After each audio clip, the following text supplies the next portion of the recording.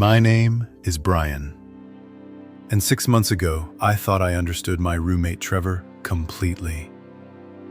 We'd been sharing a 2-bedroom apartment in downtown Denver for almost 2 years, split the rent evenly, maintained a comfortable domestic routine, and had developed the kind of easy friendship that made living together genuinely enjoyable rather than just financially practical.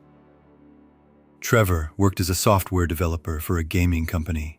I was a graphic designer at a marketing firm, and our schedules aligned well enough that we saw each other regularly without getting in each other's way.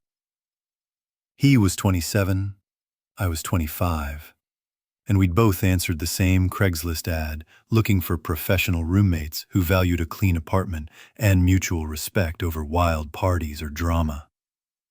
What I hadn't expected was to discover that Trevor had been hiding a fundamental aspect of his identity, and that this discovery would completely transform our relationship in ways neither of us had anticipated. Trevor was exactly the kind of guy you'd expect to find working in tech.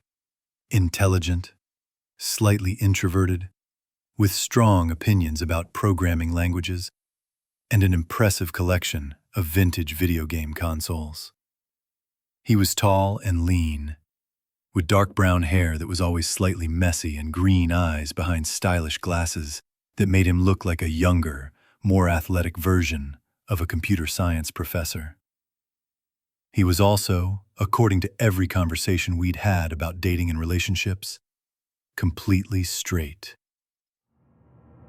"Brian, I swear, women are impossible to understand," Trevor said one evening as we cooked dinner together, venting about a Tinder date that had apparently gone badly. She seemed interested in her messages, but then spent the entire dinner talking about her ex-boyfriend.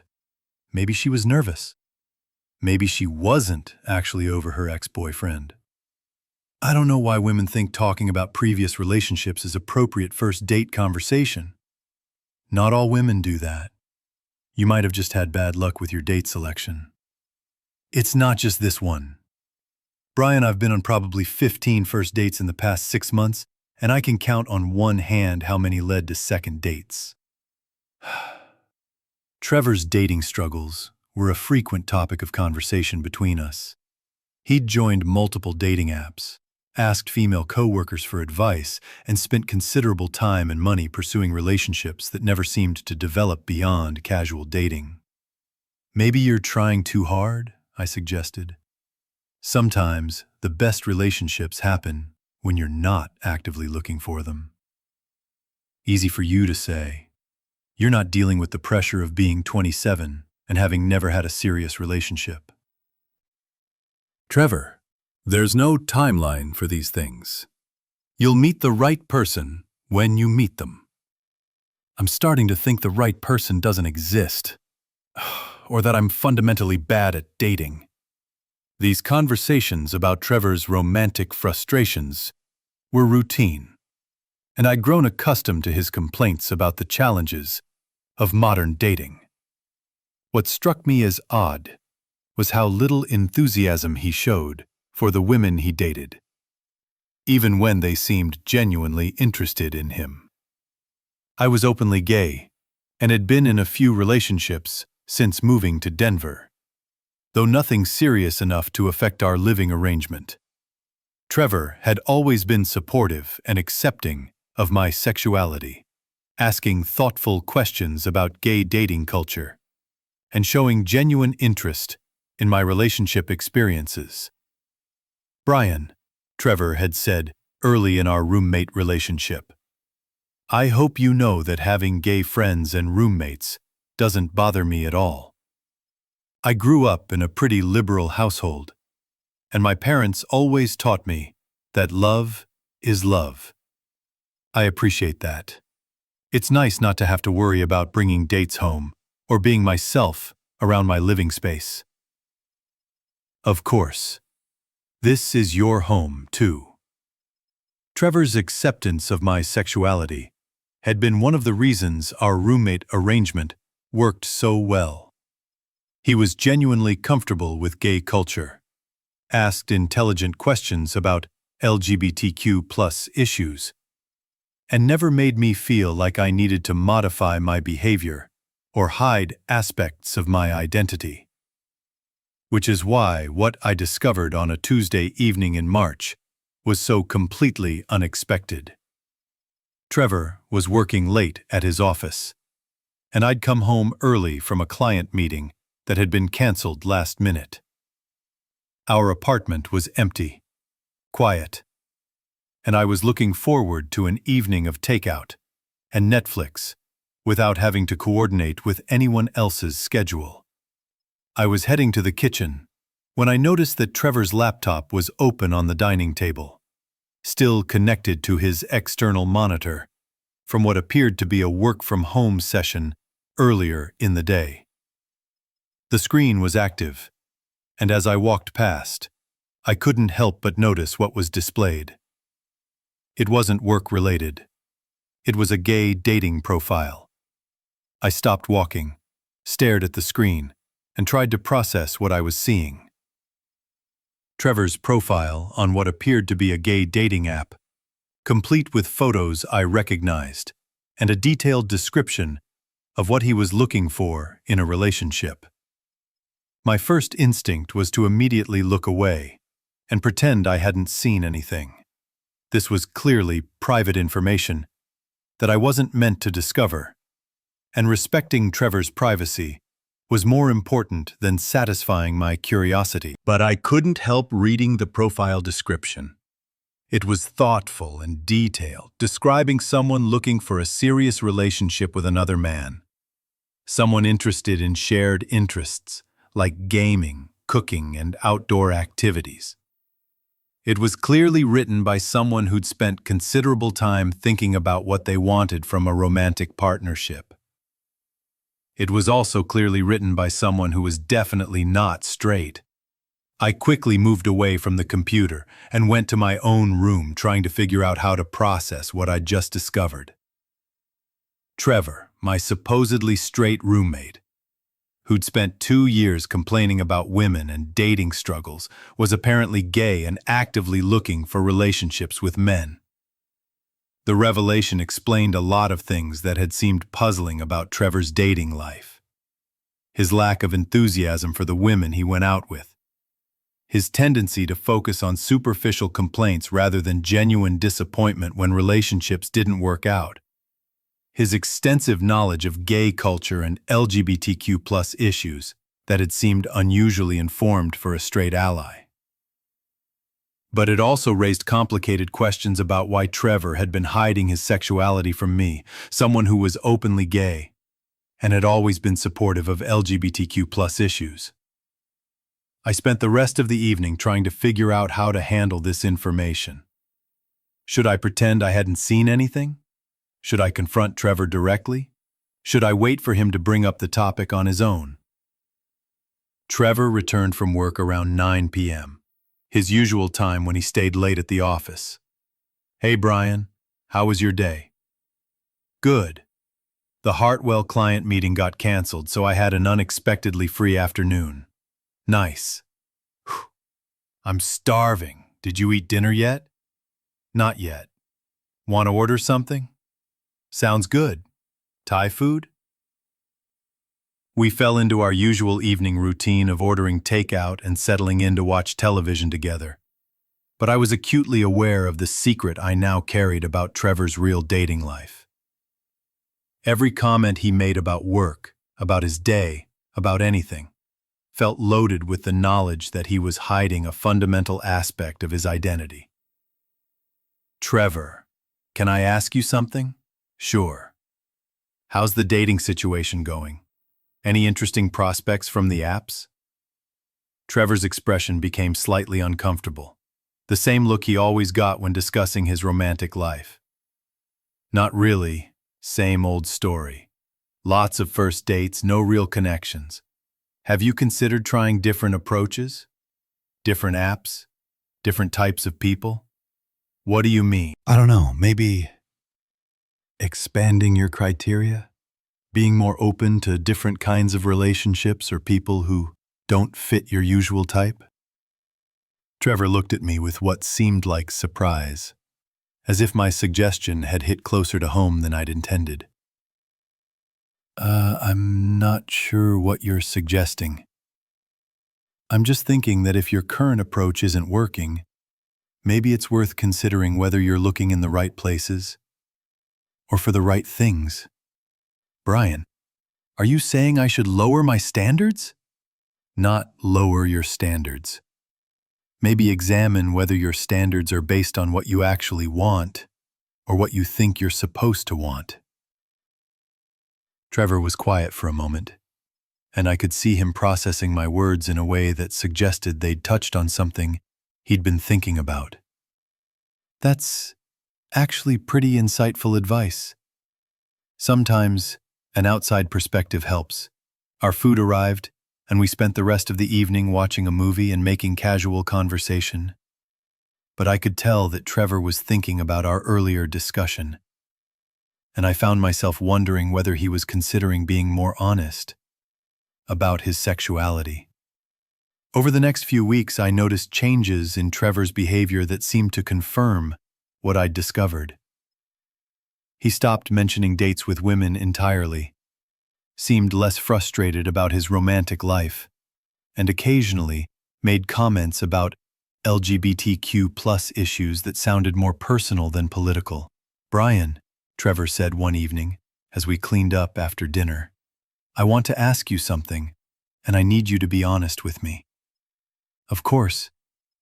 Do you think it's possible for someone to not fully understand their own sexuality until later in life? Like, to think they're one thing, but actually be something else?" The question was clearly not hypothetical, and I could hear the vulnerability in Trevor's voice. Absolutely. Sexuality can be complicated, and sometimes it takes time and experience to understand what you actually want versus what you think you should want. Have you ever known anyone who went through that kind of realization? Several people. It's actually pretty common, especially for people who grew up in environments where heterosexuality was assumed or where there wasn't much visibility of different types of relationships. And how did they handle it? The realization, I mean. Different ways. Some people felt relieved to finally understand themselves better.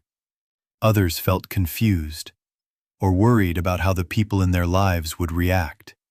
Most people I've known have been glad to finally be honest about who they are, even if the process was challenging. Trevor nodded thoughtfully, and I could see him working up to saying something more direct. "Brian, what if I told you that I might be going through something like that? I'd tell you that I'm here to support you however you need, and that there's no pressure to figure everything out immediately. And what if I told you that I've been questioning whether I'm actually straight?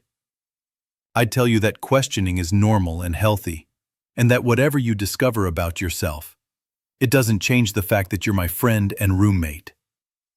Trevor was quiet for a long moment, seeming to gather courage for whatever he wanted to say next. "Brian, I need to tell you something, and I'm not sure how you're going to react. I'm listening. I don't think I'm straight. I think I might be gay, and I've been trying to figure out how to acknowledge that without turning my entire life upside down." I looked at Trevor across our kitchen, this person I'd been living with for 2 years, and tried to respond in a way that was supportive, without revealing that I'd already discovered his secret. "Trevor, thank you for trusting me with that. Can I ask how long you've been thinking about this?" "Honestly, probably my whole life. But I've been actively confronting it for about 6 months. All those dating disasters with women, the lack of real attraction or connection. It started making sense when I admitted to myself that I might be interested in men instead." Empathetically. "And how does it feel to say that out loud?" "Terrifying and relieving at the same time. Brian, I've been so worried about how people would react, especially people whose opinions matter to me. Such as you. You're my closest friend, my roommate, someone whose respect and friendship I really value. I was worried that being gay might change how you see me, or make our living situation awkward. I almost laughed at the irony of Trevor worrying that his sexuality would make me uncomfortable. Trevor, I'm gay. Why would your sexuality make me uncomfortable? I don't know. Maybe because I've been lying about it for 2 years? Maybe because I've been complaining about dating women when I should have been honest about what I was actually struggling with. You weren't lying. You were figuring things out. There's a big difference. But I let you listen to all my complaints about women and dating, when the real issue was that I wasn't being honest about what I wanted. Trevor, coming to terms with your sexuality isn't something you owe other people updates on. You needed time to understand yourself, and that's completely normal. Trevor's expression showed relief and gratitude. Really? Thoughtful. Really. And Trevor, I'm honored that you felt comfortable sharing this with me. I know it takes courage to be vulnerable about something this personal. So, you're okay with having a gay roommate? Reassuring. I'm okay with having a roommate who's honest about who he is. Whether you're gay, straight, bisexual, or anything else, what matters to me is that you're comfortable being yourself. Nervous. Brian, there's something else I need to tell you. Curious, what's that? Relieved. I've actually been on a few dates with men over the past month. Nothing serious yet, but I wanted to be honest about that too. Interested. How has that been going? Enthusiastic. Much better than dating women ever did. More natural, more comfortable, more like what I thought dating was supposed to feel like. Happy. That's great. I'm glad you're having positive experiences. Saf, thanks. And Brian, I'm sorry for not being honest sooner. I was worried about how you'd react, but I should have known you'd be supportive, gentle. No apology necessary. Everyone deserves the time and space they need to understand themselves. Over the next few weeks, Trevor became much more open about his dating life and his process of coming out to himself and others. He told his family, came out to close friends at work, and began navigating gay dating culture with the enthusiasm he'd never shown for heterosexual relationships. Brian, thoughtful. Trevor said one evening as we cooked dinner together, I want to ask you something. Curious. What's on your mind? Thoughtful. Now that I'm being honest about my sexuality, and now that we're both gay men living together, do you think that changes anything about our roommate situation? Inquiring. What do you mean? Anxious. I mean, do you think it's weird for 2 gay guys to be roommates?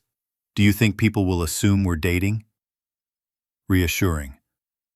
Some people might make assumptions, but that's their problem, not ours. Firm. Trevor, our living arrangement works because we're compatible as roommates and friends. Your sexuality doesn't change any of the practical reasons why we work well together. Relieved. Good, because I really like our setup, and I'd hate for this to complicate things. Calm. It doesn't have to complicate anything. We're still the same people we were before, just with more honesty about one aspect of your life. Hesitant. Brian, can I tell you something else? Encouraging. Always. Emotional. Coming out to you, being honest about who I am. It's made me realize how much I value our friendship, having someone I trust enough to be vulnerable with, someone who accepts me completely. That means more than I can express. Sincere. I feel the same way, Trevor. You're one of the— So we're good. No weirdness about the gay roommate situation. We're better than good. Trevor, I'm proud of you for being brave enough to be honest about who you are. Thanks. And Brian? Yeah? I'm really glad I have you to navigate this with. Having a friend who understands gay dating and culture, who can answer questions and provide advice, it's made this whole process so much easier. Anytime. That's what friends are for.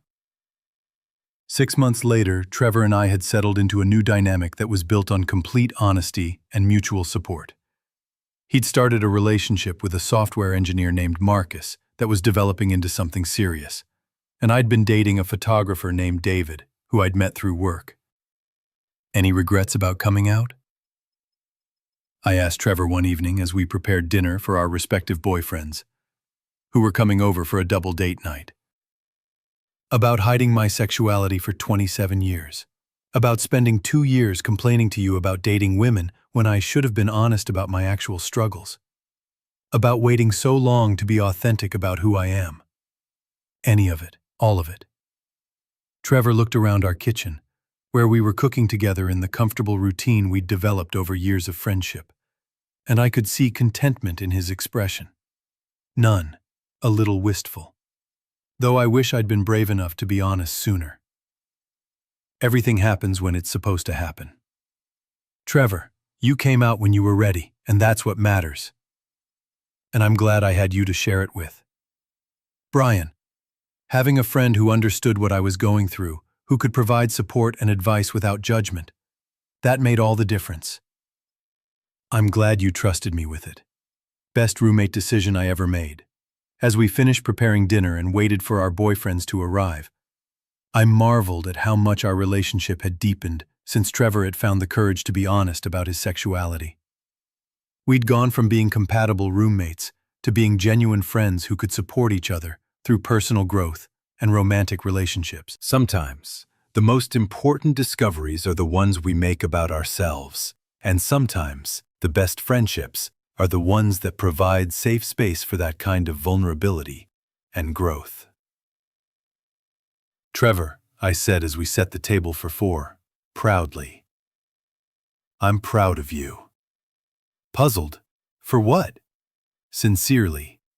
For being brave enough to be honest about who you are. For trusting our friendship enough to be vulnerable. For becoming the person you were always meant to be. Gratefully. Thanks, Brian. I couldn't have done it without you. Softly. Yes, you could have. But I'm glad you didn't have to. When Marcus and David arrived for dinner, our apartment filled with the kind of warm conversation and laughter that comes from people who are comfortable being themselves with each other. Trevor was relaxed and genuinely happy in a way I'd never seen during his months of dating women. And watching him be authentic about his relationships was one of the most rewarding experiences of our friendship. Sometimes, the best revelations are the ones that lead to greater honesty and deeper connections.